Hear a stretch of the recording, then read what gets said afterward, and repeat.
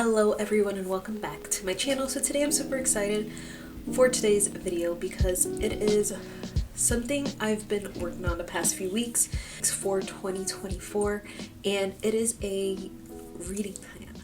I've done a bunch of these in my channel. You can see them all on my website. I have playlists for each of them, but with this one it's a little different because it is for the entire year. I have two versions. I have two different plans to share with you guys, and I just wanted to chat about all the things. So I will try and leave timestamps of everything. I have like notes over here just so I can stay on track and this can be more organized. But I'm super excited and I want to share with you guys like why I decided to do this and just where you can get everything that you need for these plans. First, let me show you the plans. I did get them printed out at Staples. It's typically what I do. And I didn't even trim them or laminate them yet, but that's my plan. So this is the Bible in a Year reading plan. So I got this one printed off at on cardstock. And the way I have it set up, it's the cover. Then you have 2 pages for the year. And then there are 3 pages for about 263 days. So it's not a full year that this reading plan will take place, and we'll talk more about that later. And then the second one is a 365-day, like a daily Bible reading plan for the whole entire year. And I have a similar setup, cover, then I have it set up for each month. And then just a number outline. So we'll chat more about what's in these in a second, but I wanted to share them with you guys so you guys can see what I'm talking about. So why I created these plans. So a few weeks ago, because we all get our alerts for our screen time and all that stuff, and it just hit me and I realized that I was spending 5+ hours on my phone daily, and a lot of that was on social media. I was using my phone, Instagram, TikTok all the time. Plus on my laptop watching YouTube, things like that. I just realized that I wasn't spending enough time in God's Word as I should be. Is there a right amount of time that we should be spending in God's Word? No. Everyone is different. Everyone's season is different. But if I can spend 5+ hours on my phone, if I could pick up a book and read it in a couple of days, why am I not spending that time in God's Word? It's something that's actually useful and important. So that's where the conviction came to radically change how I am reading my Bible and just spending my time. I feel like last year when I did my 90-day Bible reading plan, I was in such a great place. My routine was great, my health was great, just everything. And I do want to go back to that. It's gonna look different. I don't feel like we ever go back to a season that we were in. It never looks exactly the same, but I'm determined to just turn my life around and just, as people say, get out of their lukewarm era. I want to be boiling hot. So that is kind of where I'm at. Why did I decide to create a plan? There are tons of plans out there, and a lot of plans have you go back and forth between the Old Testament and New Testament, or just reading from multiple parts of the Bible in one day. And there are great things out there. There are great resources out there, great plans. Multiple creators have plans and have resources to go along with them. But I wanted something where I was just reading the Bible. From Genesis to Revelations, just reading the Bible. Not something that I'm going to sit there and try and end up study, because I think end up studying the Bible in a year is very hard. When I study a book, it takes me forever. So I can't imagine trying to sit down and study 5 to 7 chapters in depth, but you can. If you have the time, do it. That was not realistic for me, and I just needed something that was one book at a time, starting from Genesis to Revelation, because that's how I typically like to read. It's not the best, for sure, because especially when you get to the Gospels, you're reading the same thing over and over again, for the most part, because the everything lines up, just things are out of order. But I also didn't want to read it chronologically, but I needed something, and that's why I created this. Also, I created this because I know myself, and for some reason, the beginning of the year is always a hard time for me mentally. I don't know why, but my mental health seems to kind of take a low point every time, after Christmas, middle to like the middle of January. And this year I decided I'm not going to do that. I'm not going to be in that place. We're going to start off on a high. We're going to start off with the Lord and using his strength, his power to get through this holiday. I don't know why I'm like this. And honestly, it don't really understand it. I don't know if it's like my birthday and I'm another year older and so I get sad. I really don't know. I haven't figured out like the trigger for it. It's not like big life changes happen during this time of year. So, and I know change is usually a trigger for me in my mental health, but no idea. After Christmas to like mid-January, I'm usually like so down in my mind. This year is going to be different. So I figured I would create this plan. And why I think it's so important to be in our Bibles every day. And why it's important to read the entire Bible. It's God's Word. If we say we believe God, we know God, we need to know His Word. His Word is powerful. His Word is active. His Word, it's part of who He is. And in order to know God, we need to know His Word. It's also a guidebook. God speaks to us through His books, speaks to us through other people, speaks to us through the Holy Spirit. But His Word has so much instruction on how to live our lives, on how to love others, and how to treat others, and how to just love God and know God more. So why wouldn't we read His words to us? We have something the people in the Old Testament and people in the Bible that we're reading about did not have, which is the Word of God, the full Word of God. So it's just something that we should treasure and we should want to. Like, we have relationships with people, and if we want to get to know them, we have to ask them questions. We have to get to know them deeply and intimately. And that's the same with the Lord. Another reason is because I want this to be a commitment to myself. I think this year, what was my word of the year? Discipline? No, I don't even remember. There was just a lot of things that I let slide, a lot of commitment that I did not stick in. As my spiritual mama says, like, sometimes we have to put a stake in the ground and say we're going to do it no matter what. And I think when we decide that we're going to be consistent in something and committed to something, especially when it is of the Lord, Satan is going to attack. And that is something I'm ready for. I'm prepared for it. And the only way I'm going to be ready and prepared for that is to have the Lord on my side and to be in His Word and to be surrounded by people that love the Lord and that are praying for me, and to build this community. That is part of why I think this is so important, and to be with a group of people that are like-minded, just because Satan will attack and we need to be ready. We need to be in God's Word. Another thing that this plan is just reading. I think I mentioned that before. It's not to study, it is reading. So it is a bit aggressive. The Bible in a Year plan is a bit aggressive. But the way I see it is, if I can scroll on my phone for 1 to 2 hours, I can be in God's Word for 1 to 2 hours. I can either do that straight or I can do that throughout the day. If I feel tempted to pick up my phone and read, I can pick up my Bible and read.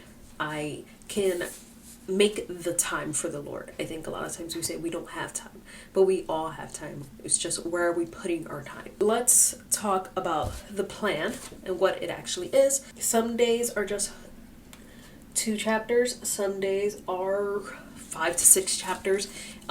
It does seem very aggressive, and I try to keep it together with, like, not stories, but like creation, the fall of man, Abraham. Like, I try to keep things together, just looking at the front. So in January, we will be, if you decide to do the Bible in a year, you will go through Genesis, Exodus, Leviticus, Numbers, and most of Deuteronomy. And I've also included recap days. So they're essentially rest days.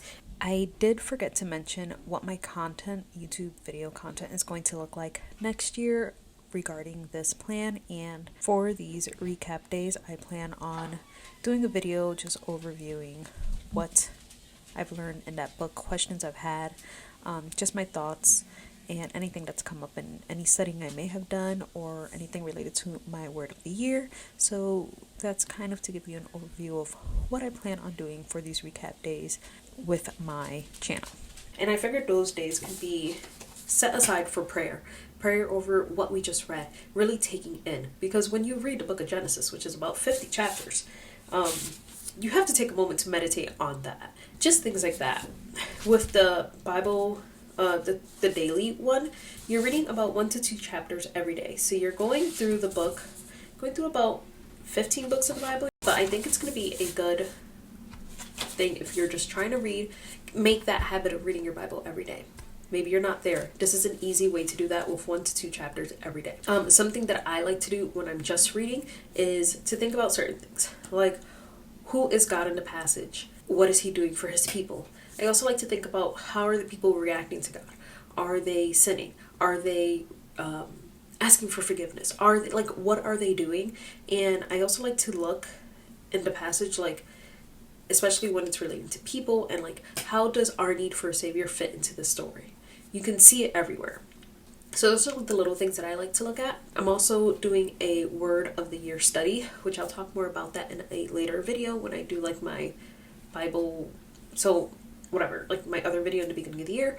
But I'm going to be looking for that specifically within my reading. So I'll talk more about how I'm specifically going to study and be reading God's word. I'll do that at the beginning of January. I share that all with you guys and all the Bible resources that I will be using. So stay around for that. I need to blow my nose. And then some advice for getting through not just my reading plan, but anyone's reading plan. And it's to, 1, write out questions. If you have a question, write it out. Whew. Wow, that took like the life out of me. Things that I would suggest you do. If this is your first time reading the Bible, doing a reading plan, anything, write your questions out. Whether keep it on a note in your phone or get a piece of paper, sticky note, and write your questions out as you read. And then ask someone those questions. Ask your pastor, ask a mentor, ask someone on the YouTube Bible community. Ask your questions. That will give you a lot of answers and understanding, and just help you as you read through all this. And also know that you're not going to understand everything you read. I have read my entire Bible before. I have studied multiple books, studied multiple topics, and I do not understand so much. There are so many books where I read them and that's all I do. I just read the words because I truly do not understand anything. And the more you read, the more the Holy Spirit will give you understanding, and the more you study and things like that. So don't feel intimidated by your lack of knowledge. We all got so much to learn. Word studies. If you feel stuck on something or led to study something, do it. Study a word. If you need to take a break from the reading plan and say, I'm going to spend a couple more days studying this passage, and you just feel like that's something you need to do, do it. And then continue on with the reading plan. Don't feel like you have to follow the reading plan to a T, because I think sometimes that can hinder us from studying what God wants us to do, but also just from learning, and make us feel like if we don't continue on, like we've messed up. Also, give yourself grace. Like I said, you're not going to know everything, but also life does get in the way. You wake up late, things happen, but I will say, try to read something. If you can't read your entire stuff for the reading plan that day, or whatever reading plan you're doing, read a psalm, read a proverb, read Ephesians 6. Have a go-to. That's what I like to do. I like to have a go-to where I know my day is hectic. I've woken up late. I'm so busy and I have 5 minutes. And then I'm just finding during the day. Remember, don't find time, make time. But it happens. I like to have specific things that I turn to. Psalm 1 is something I love to go to. Ephesians 6. Those are really my go-tos. Psalm 55, I believe. 51. Psalm 51. Those are like my go-tos. Those are passages of scripture that just either remind me of God's protection, Ephesians 6. Psalm 1 just reminds me of who the Lord is and what he wants me to do. And Psalm 51, it's just a great one. So, and I think, give yourself grace if you are bored. The Bible's hard to read, and since you won't understand anything, you might not enjoy everything you read. And that is okay. I think sometimes we're so scared to say that the Bible is boring. At times it can be, especially if you're not understanding everything that you're reading. That is okay. But keep reading. And also carve out specific time. My goal, something I've been working on and I've been doing a terrible job at, but it's just something I realized that I have to say I'm going to do it and just do it. And that is waking up early and making my coffee and reading my Bible. It sets my day right. I have so much time in the morning. There's no reason to not wake up in time instead of waking up and rushing and doing other things I need to do. I can wake up early. I can read my Bible. I am not married. I do not have kids. There's no reason for me not to take advantage of this time that I do have and the season that I'm in. So I will leave links down below for these plans. You can find them on my website, and The link down below will send you directly to that. Like creating these plans and these things to help you guys. These are free resources because I feel like God put me here for those people specifically that you need this. And I feel like God's word, God's things for him to get you to know God more should be accessible. But if I can provide something for you guys that is free and it's going to get you into word, it's going to get you to know God in a deeper level, I'm going to do that for you. And that is kind of my goal, to always keep things affordable, or if at all possible, free. Because I feel like the Lord's word needs to go out to everyone. They need to be encouraged. Things need to be accessible, especially in the world that we're living in, where sin is so accessible nowadays. Social media, TikTok, all that stuff. You can find junk for free. So why not help you guys and give you resources for the Lord for free? I will leave a link down below for these 2 resources, and I just hope that these are a blessing and encouragement to you guys, and that I hope I'm not alone in this feeling that I could be doing more, or that I'm wasting my time doing things of this world. So I hope you guys enjoyed this video. Let me know if you plan on downloading any of these plans, and yeah, I'm super excited for this and super excited for next year. So I will see you guys in my next video. Yeah.